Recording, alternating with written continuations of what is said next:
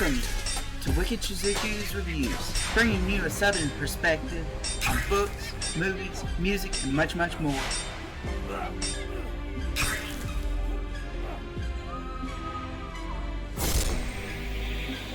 Stick around for a while, you just might hear something wicked.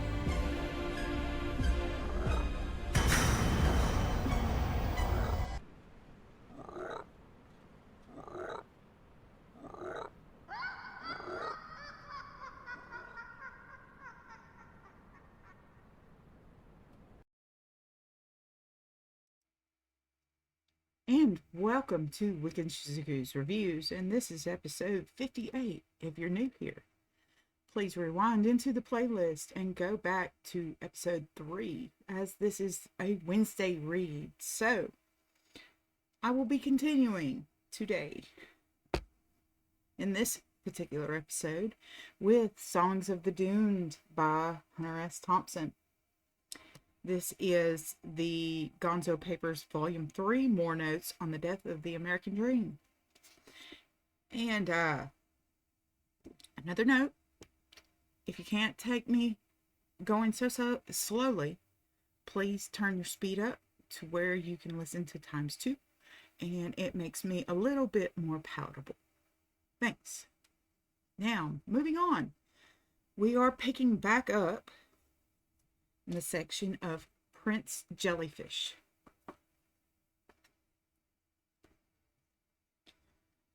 Just another lonely country boy, grown weary of the night. Just another boy with a sink full of dirty dishes. Cowboy junkies, where are you tonight?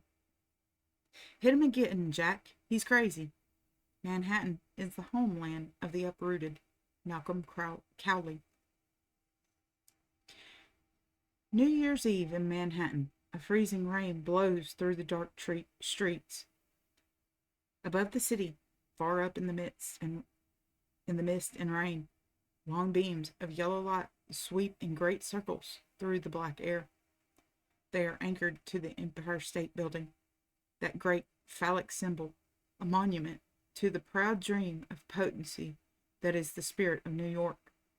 And below, in the damp neon labyrinth of the city itself, people hurry, somewhere, everywhere, nowhere.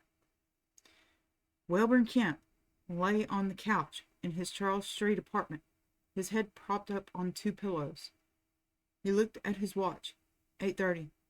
Another hour, and he could go to the party without feeling uncomfortably early, and obviously alone. In the meantime, he drank. He crossed the room to the tiny kitchen and refilled his glass. On the way back to the couch, he paused by the phone and thumbed through a small book full of numbers. He dialed one, let it ring several times, and hung up in disgust. Goddamn, he thought. I know she doesn't have a date, but he had tried the same number 4 times already. No answer, no answer, no answer, and no answer. New Year's Eve and no date. He felt agonizingly certain that all over the city there were girls without dates. Pretty girls, lonely girls, girls who sat by the phone with tears in their eyes, waiting for that last-minute call. But no way to find them. No way, damn it. Ah, well, get drunk, and to hell with it. It was almost 10 when he got up to go. He took what was left of his bourbon, jammed the bottle into his overcoat pocket, and went down the stairs to the street. The rain was just a drizzle now, but it quickly settled in his hair and crept in icy rivulets down across his scalp.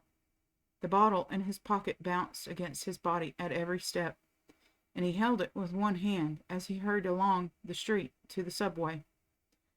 The party was at Harry Cartman's place on the Morningside Drive, over 100 blocks away. He had met Cartman in the Army, working for the base newspaper at Fort Carson, Colorado. When they got out, only several weeks apart, Kemp had gone to ply his trade in the backwoods of American journalism, and Cartman had settled down to the intensely quiet life of Columbia Law of a Columbia law student. He rarely gave parties, and when he did, there was never enough liquor, and the people he invited were, in Kemp's opinion, lumps of well-dressed clay. But a party was a party, and there would be girls. Yes, girls. And just then he saw one. He was standing on the curb at the Sheridan Square, waiting for the light to change, when he saw her emerge from the subway hole across the street. She was small and a little thin, with a frail, delicate look about her that struck a fatherly chord somewhere deep in his groin. He watched her as she hurried across the street, coming directly at him, and continued to stare when she shifted her gaze slightly and looked him straight in the face. She wore a canvas rain hat, and her eyes looked large and lonely in the shadow beneath the brim. He stood rooted to the spot, unthinking, as she passed by. Then he turned to watch her as she hurried around the corner. Suddenly it came to him, the girl is alone. All alone on New Year's Eve. She wants me. He wanted to whirl and follow her, but the rational side of his mind refused to let him move. What if I'm wrong? He thought. I'll make an ass out of myself. But the frustration of looking all day for a date was too much for him. He turned quickly and hurried around the corner after her.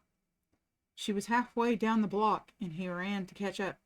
The bottle bounced wildly in his pocket, and he clutched it to his body as he ran. 50 feet behind her, he stopped running and wondered for a moment what he was going to say. At the corner of Bleecker, she stopped for an instant and looked behind her before crossing. Oh God, he thought, she's going to say something. Panic seized him, and his mind groped wildly for words. But no, she hurried on, and he followed, trying to organize his thoughts as he walked. He fondled the bottle in his pocket, and he planned his approach. Miss, he would say, tapping her gently on the shoulder, excuse me, but I couldn't help noticing you were alone. She would look at him warily, not quite sure of what to say. Girls like this hate to admit they're lonely, he thought. I'll have to be suave and gentle. Well, I'm alone too, he would say, with a frank and disarming smile, and I'm on my way to a party. I wonder if you'd care to join me. She would hesitate, and he would reassure her. Nothing wild, of course. Just a few friends of mine, law students at Columbia. She would smile then, in spite of herself. His calm would overcome her. She would be properly reluctant at first, but a few words of persuasion would be all she needed. In mulling over his approach, he almost ran into her as she turned into a doorway. The near collision flustered him momentarily, and by the time he recovered his wits, she was through the open door and into the hallway. She was opening the door of a ground-floor apartment when he stepped into the light of the entryway. The glare made him squint, and his mind was spinning with excitement as he opened his mouth to speak. He stopped by the door several feet from her and smiled as casually as he could. Ah, good evening, he said. She looked at him blankly for a moment, then turned away and yelled into the apartment, Jack, come here quick. There's a guy after me. The words echoed in Kemp's mind, but he refused to accept them. No, he thought. No. What's happening here? Pardon me, he said, but I wonder if I wonder if you'd like to, His voice failed as he heard something moving inside the apartment. Suddenly, a small, muscular man in an olive drab undershirt burst into the hall, yelling, Where is he? Who's after you? He carried a thick leather belt in his hand, a vicious-looking thing that dangled by his side as he looked at Kemp, standing a few feet away in the entrance. What do you want? He roared. Kemp's mind fell numb. He stammered, but it sounded like gibberish of a fiend. At the sound of Kemp's voice, the man roared again. You son of a bitch, get out of here. Kemp still could not move. No, he thought, this can't be. The girl pointed at him. He's crazy, she screamed. He followed me clear from the subway. The girl's scream sent the man into action. He snarled wildly, and lashed out with the belt. Kemp bolted for the doorway, but the strap caught him across the shoulders as he leaped into the street. Schwack! It nearly knocked him down. His knees went rubbery, and he screamed in terror. Over his shoulder he saw the man lash out again. Schwack! It caught him on the arm this time, wrapping itself around his elbow. He jerked away, nearly hysterical with fear and confusion, and lurched backward against the building. The man came at him again, still snarling, and the girl screamed behind him, "Hit him again, Jack! He's crazy!" As Kemp turned to run, the lash caught him on the back of the head. Pain shot through his body, and he uttered a long, high-pitched, chattering whine that rattled up the street. He felt himself moving, running with desperate speed toward the corner. He was still unable to comprehend this terror, this insane misunderstanding. No, why? The man was running after him, screaming hoarsely. "You filthy bastard!" The strap swished through the air behind him, just missing his neck. The bottle was bouncing almost out of his pocket, and he gripped it against his stomach, running now in a low, awkward hunch, breathing heavily. Screams echoed in the street behind him, and he gasped for breath. He ran for 2 blocks before he realized the man was no longer chasing him. As he lurched around the corner, he spotted a cab half a block away. He shouted, "Cab! Cab!" It pulled over to the curb, and he sprinted the last 20 yards. As he fell exhausted into the back seat, the driver turned with a curious look. "What's wrong, buddy?" he asked. "You all right?" "Quick, get going," Kemp gasped. "They're after me." "Who's after you?"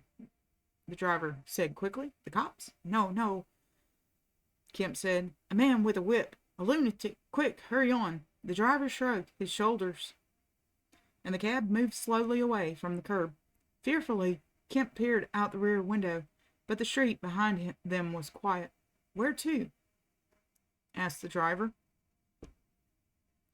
Kemp relaxed. "Morningside Drive," he said. "The corner of 120th.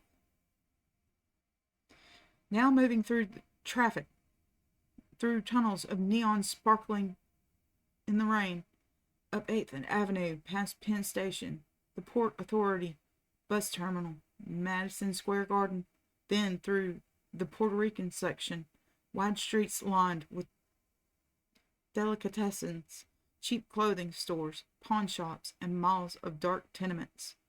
Finally, past Columbia, tires bumping on the damp bricks, and now at the corner of Morningside Drive, $1.90, quarter tip, and into the rain again. In the lobby, Kemp felt his shoulder. No pain, but the back of his head was still sore. Probably used the buckle end, he thought. Jesus, what a god-awful thing. A tubercular woman rode up with him in the elevator, hacking and coughing into a withered hand. Kemp tried to hold his breath, but couldn't. He breathed carefully, trying for clean air. When they got to the 5th floor, he leaped into the hall and took a deep breath. The old woman continued upward with her flock of germs. The apartment was full of people he'd never seen. He pushed through the crowd and left his overcoat in one of the bedrooms, then went to the kitchen to mix a drink. Christ, he thought, I need a drink. Getting beaten with a leather whip is enough to give a man a pause. And for no reason either. Just trying to be nice. Cartman was in the kitchen, talking with 2 girls. He shouted happily as Kemp came through the door. "Welburn, about time you got here. Where you been?" "I was attacked out on the street by a man with a whip."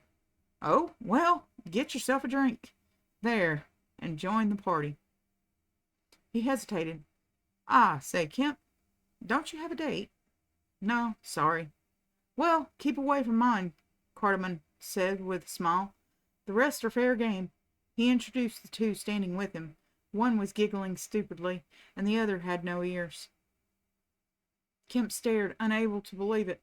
But yes, there they were, flat and tiny against her head. "Kemp's going to write the great American novel someday," Cartman told the girls.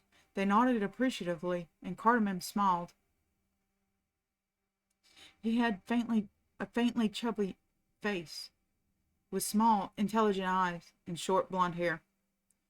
The beer fat was beginning to show at his belt line, giving him that healthy, rounded sort of look that old ladies invariably remark upon.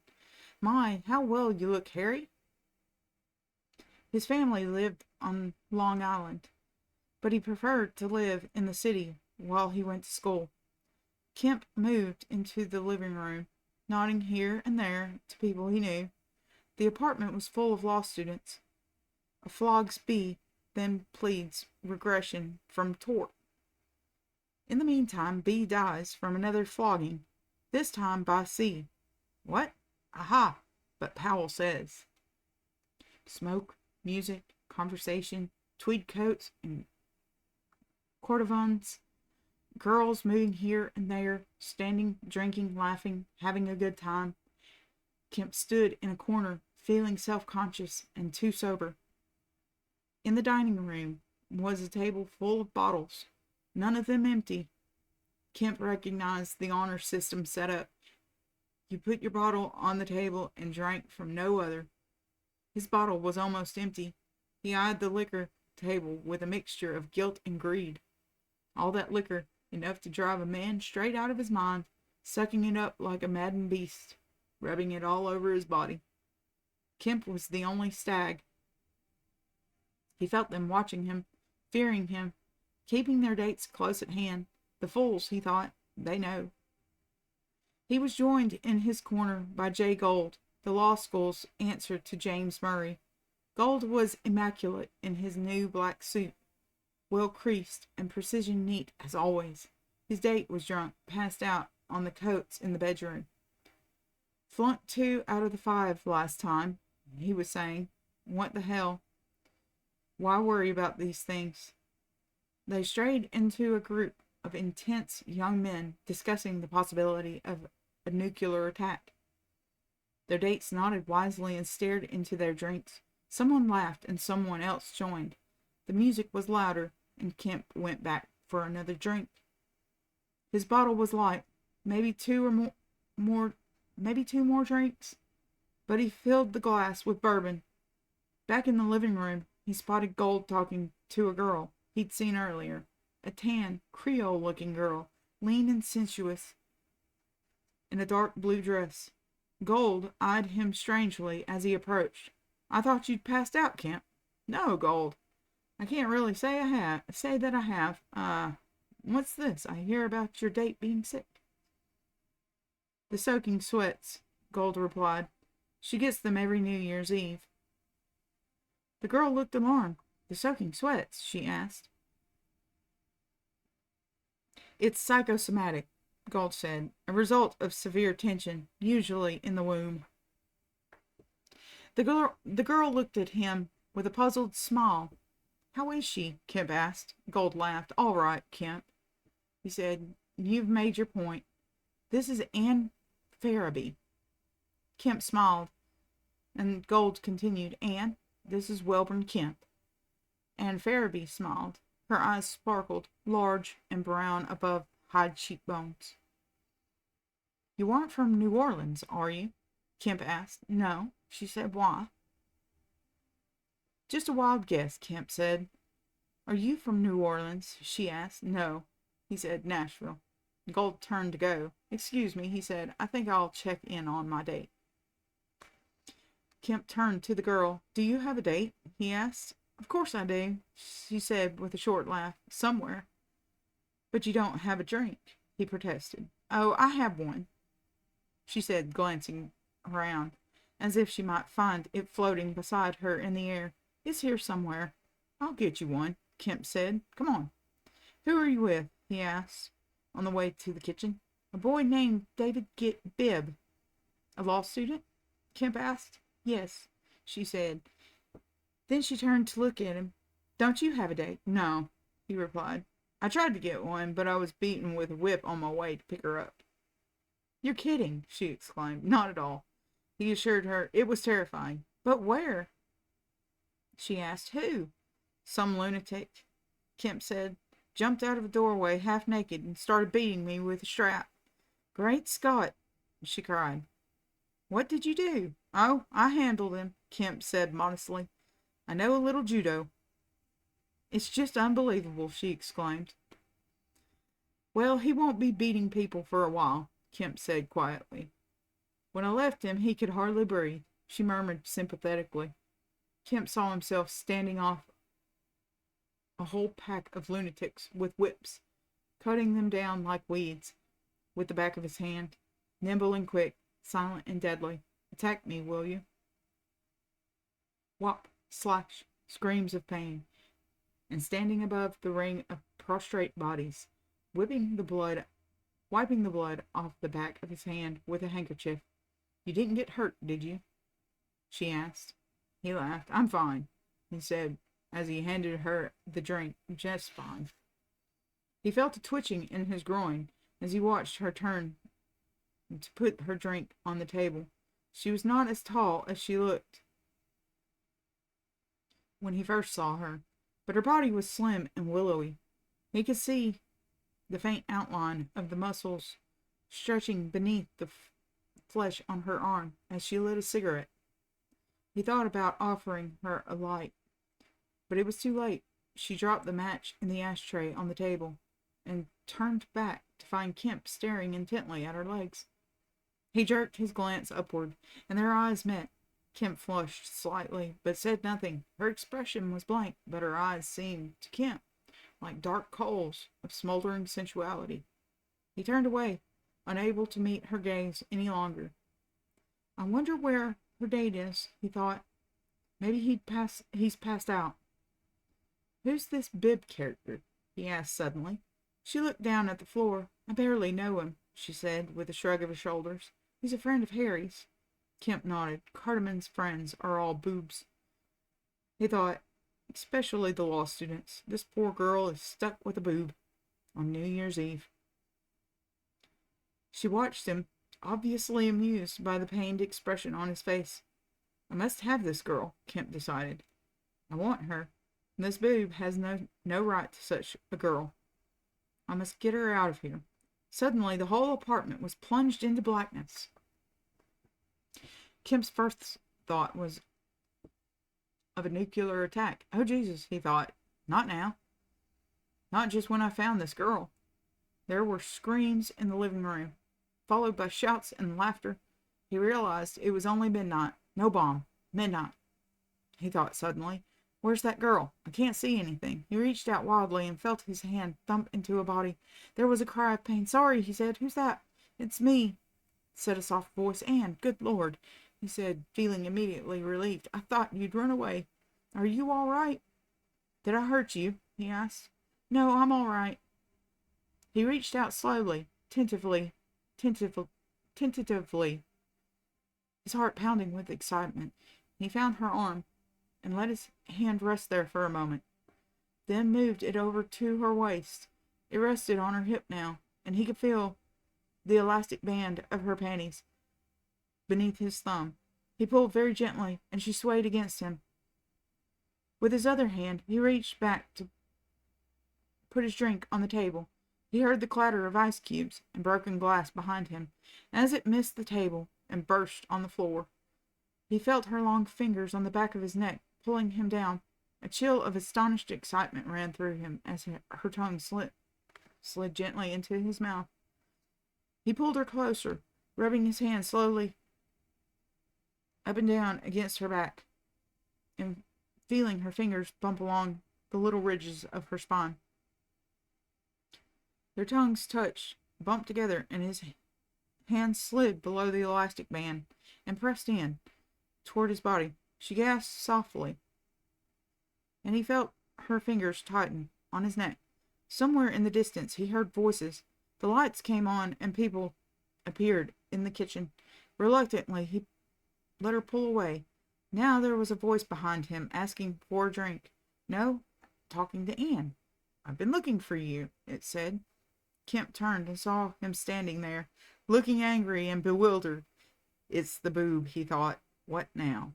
The boob moved towards Anne, as if to kiss her, but she jumped away. No, she said, it's over. How ridiculous, Kemp thought happily. The boob stared, apparently stunned by the awful failure of his long-awaited moment of abandon. Then he turned to Kemp. "What do you think you're doing?" he mumbled. "I was kissing your date," Kemp said calmly. "We thought you'd gone home." Anne smiled, and Kemp felt warm and powerful. Slowly, the boob grasped the meaning of it all. He started to say something, stopped, turned a pitiful, hopeless half-grin on Anne, and walked quickly out of the kitchen. "I really shouldn't have done that," she said. "Now he'll hate me." "You?" Kemp said with a laugh. "I wonder how he feels about me." She hesitated for a moment, and then looked up at him. "Let's go somewhere," she said. "I feel guilty staying here."